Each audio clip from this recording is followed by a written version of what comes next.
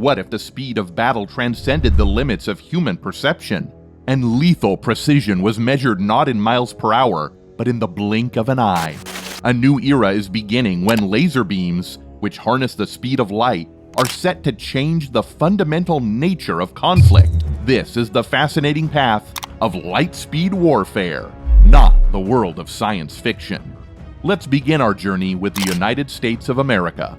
Laser weapons are intended to be used by F-35, F-22, F-16, F-15, and even cargo planes to conduct air combat at the speed of light, pierce opposing tank armor, and target enemy fighter jets with optical sensors and lethal weaponry. Since laser weapons have been used for many years aboard Navy ships, ground installations, or other platforms with enough room, weight, and power to power up lasers with adequate force for useful lengths of time, the form factor is crucial to the equation. Most importantly, high-powered laser weapons require expeditionary electrical power in a tiny enough form with enough power density to maintain and sustain them.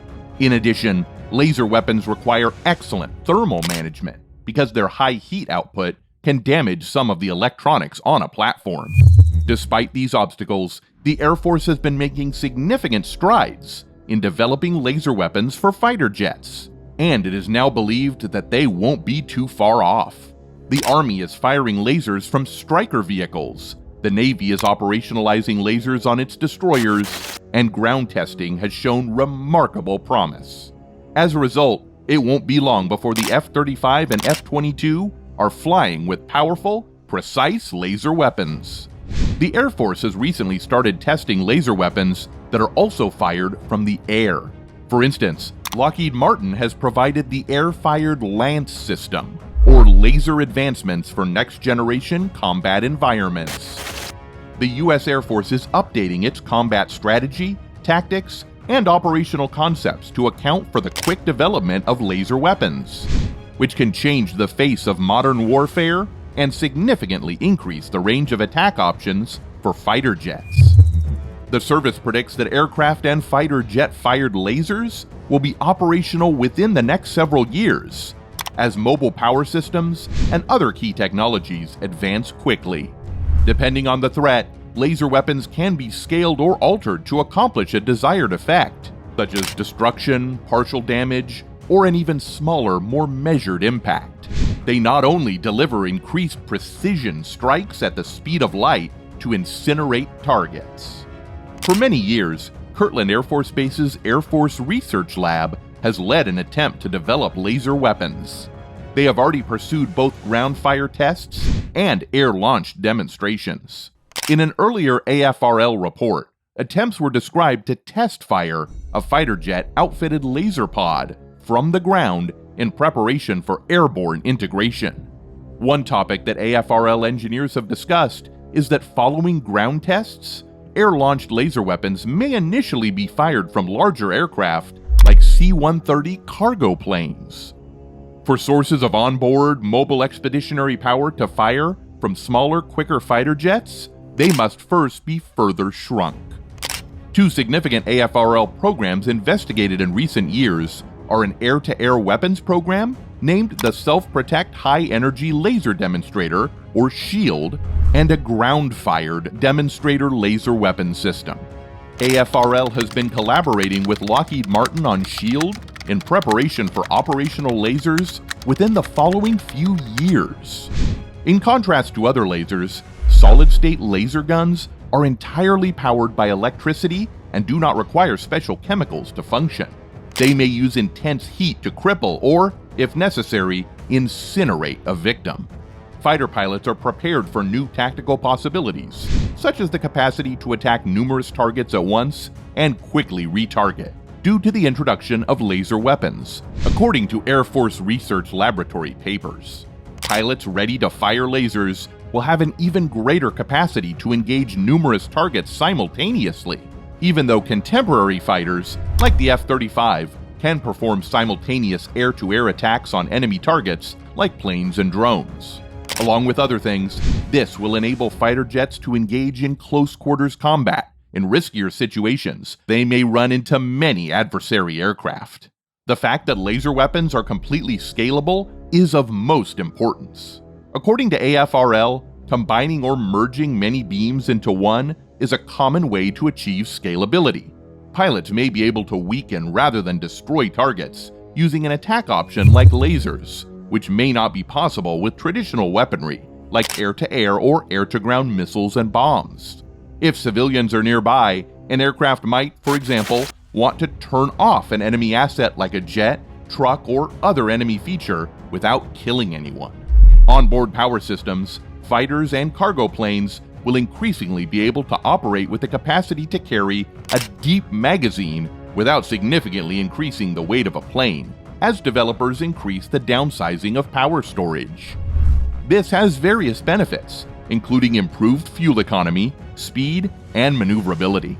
A fighter jet may not need to carry heavy bombs and missiles in significant quantities if it has a transportable arsenal of laser weapons, increasing its air-to-air mobility and extending mission duration.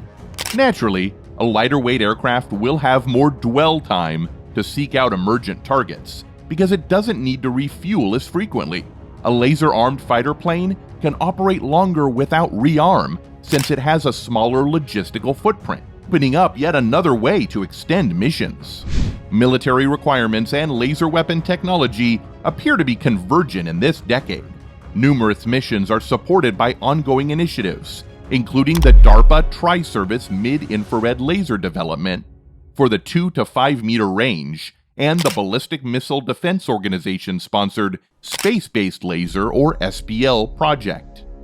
The Air Force New World Vistas project has sparked a surge in activity among systems and operations analysts attempting to relate laser concepts to current issues. As an illustration, the idea of a frugal kill optimizes laser fluence on a target to the ideal level for destruction without over-designing the system. Future research and development will focus on effective laser technologies, such as high-powered DL-pumped, solid-state lasers, and improved beam quality for economic depth. Now, let's discuss China. Beijing is working on laser armaments that might replace current air defenses and turn off missiles, drones, and fighter planes. High-energy laser systems can destroy uncrewed aerial vehicles or UAVs like military drones, which poses a significant technological issue since the heat they generate restricts performance. Moreover, according to the South China Morning Post, an English-language daily published in Hong Kong, a team from the National University of Defense Technology in Changsha, Hunan Province, claimed to have found a solution. The scientists created a cooling system to remove heat from a laser's inside while reducing turbulence and vibrations. Due to the possibility of uninterrupted laser beam shooting, laser weapons are now far more practical in combat situations. Laser weapons are kinetic energy converters that project it at the speed of light. They were first created in the 1960s. The United States has been at the forefront of advances in numerous laser types throughout the last 60 years. However, the range was just a few miles. It must run continually for lengthy periods to use its destructive power fully. When atoms or molecules inside a medium, such as a crystal or gas, are stimulated to a high-energy state, high-energy laser beams are created. Photons are released when they return to their initial condition and are boosted by optical feedback. However, when a laser beam moves, it warms the surrounding air, which creates turbulence and reduces precision. The National University of Defense Technology team claims to have solved this problem. It occurs at a time when China's technological advancements are grabbing American media attention. The White House issued an executive order in August due to worries about Beijing's military and intelligence developments. Now, let's discuss Israel. The Magan Ore laser system, the next development in Israel's self-defense, can cook rockets, missiles, or drones from a distance, and does it for nothing compared to the Iron Dome. Israelis won't need to set alarms since it can intercept missiles from Gaza before they enter the border, allowing them to sleep peacefully. Israel's residents may only dream of a new security system that intercepts missiles using a strong laser or an optical barrier. However, The creation of such a system is already speeding up in anticipation of its installation in southern Israel. The Iron Beam, which more than 100 engineers are currently developing from Rafael's Research, Development, and Engineering Division, will enable the interception of threats like mortar bombs, rockets, anti-tank missiles, drones, and various other objects with the accuracy of a laser at the speed of light and for a relatively low price compared to those of the Iron Dome. Calculus was invented by Rafael and the Ministry of Defense's Administration for the Development of Weapons and Technological Infrastructure to get a rare first look inside the revolutionary defensive system that is set to change how battles are fought. A series of developments and innovations that will have taken place over the last 5 years will make it feasible to intercept rockets using lasers, a technology that the military industry has been attempting to acquire for nearly 20 years. Magan Ore will function alongside the Iron Dome, which just celebrated 12 years since its first operational interception, at least in the early phases of its existence. There will be a distinct division of work. When Iron Dome detects a rocket launch heading towards Israel, the system's mission computer instantly analyzes the rocket's flight patterns, figures out its trajectory, angles, speed, and altitude, and after determining where it is likely to land, decides whether to intercept the rocket or let it land in an open, unpopulated area. If intercepting is necessary, the Iron Beam's powerful energy attack may defeat a rebel rocket more effectively than any current costly interceptor missile. Now, let's discuss Russia. Around 350 kilometers to the east of Moscow, in the abandoned town of Sarov, researchers are hard at work on a project that would allow Russia's nuclear weapons to remain operational for a very long time. They are constructing the UFL-2M, also known as the Tsar laser, within a massive structure that is 10 floors tall and spans 2 football fields. If finished, it would be the world's highest energy laser.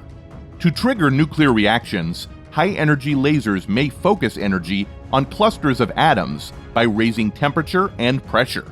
Scientists may use them to mimic the explosion of a nuclear bomb.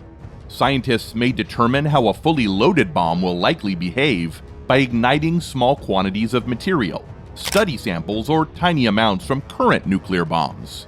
They may verify that it still functions as planned by using an old warhead. Laser tests enable testing without triggering a nuclear explosion. Russia has been the only well-established nuclear power without a high-energy laser up to this point. The National Ignition Facility, or NIF, the world's most powerful laser system, is in the United States. Its 192 individual beams work together to produce 1.8 megajoules of energy. When viewed one way, a megajoule is not a huge quantity. It equals 240 food calories, or about a light dinner. However, concentrating this energy in a small space may lead to very high pressures and temperatures. The laser megajoule in France has 80 beams that can now emit 350 kilojoules, but it hopes to have 176 beams that can provide 1.3 megajoules by 2026. China's SG-3 laser generates 180 kilojoules of energy compared to the UK's Orion laser's 5 kilojoules. The Tsar laser will outperform them all if it is finished. It will feature 192 beams, much like the NIF, but with a larger overall output of 2.8 megajoules. But as of now, just the first stage has taken off. In December 2022, a Russian Academy of Sciences representative reported that the laser now has 64 beams. They produce 128 kilojoules, or 6% of the intended ultimate capacity. The official said that testing them would be the next step. Now, let's discuss Japan. For the first time, the prototypes of each company's laser systems to fire down approaching hostile uncrewed aerial vehicles have been made public by Mitsubishi Heavy Industries and Kawasaki Heavy Industries. Both systems were displayed at the DSEI Japan 2023 show, which took place from March 15th to 17th in Chiba Prefecture. Tokyo was concerned that the Chinese military might use drone swarm attacks to attack key self-defense forces or SDF, bases, and the disputed Senkaku Diaoyu Islands in the event of an emergency. On Tanegashima, an island south of Japan's southernmost major island in the Kagoshima prefecture, the corporation has frequently performed outdoor field tests using its laser energy-based counter-unmanned aircraft system prototype. A video of a 10-kilowatt fiber laser shooting down a drone from 1.2 kilometers distant in 2 to 3 seconds was shown at MHI's exhibit at DSEI. As we draw to a close in exploring the world of light-speed warfare, one thing becomes abundantly clear. The future of defense is not simply a notion, but a physical reality created by the convergence of vision, innovation, and unyielding drive. Our journey reveals a world where dangers are destroyed with remarkable accuracy and foes are intercepted by laser beams that move across the battlefield at the speed of thought. That is all for this video. We will be back soon with another informative video. Don't forget to like and share this video. Until next time.